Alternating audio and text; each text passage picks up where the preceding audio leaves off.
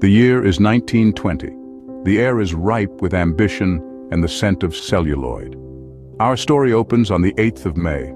George Sell, a man with a vision, is on the brink of opening his brand new film studio, GW Studio.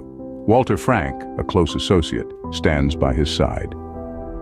"Today marks the beginning of a new era, Walter," George says, his voice filled with anticipation.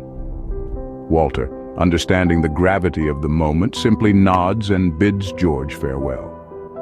In the following 2 hours, the studio buzzes with activity. George, with an eye for talent, hires Albert Camp as the studio manager.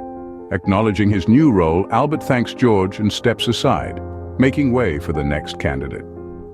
"Jack Louis, you are now the secretary of GW Studio," George declares. Jack, visibly pleased, quickly makes his exit, allowing the next in line to step forward. John Jack, an engineer by trade, is next. George, recognizing the importance of technical expertise in his venture, hires him immediately. As the day progresses, George also brings James Jack on board as a mechanic. With the foundational team in place, George wraps up the day's hiring process. The following day, George is back at it again. As he sifts through the line of hopefuls, a man named Henry Peterson catches his eye. "What's your trade, Henry?" George asks. "I'm an artist, sir," Henry replies.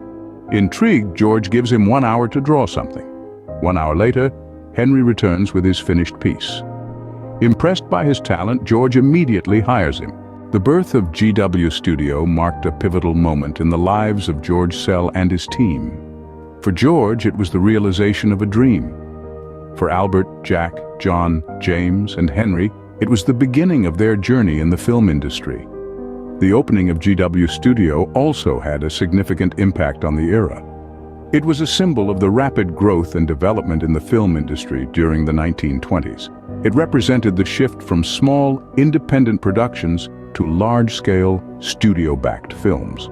In conclusion, the opening of GW Studio was not just the start of a business venture, but also a transformative moment in the history of cinema. It was a testament to George Sell's vision and the team's dedication, and it continues to resonate in the annals of film history.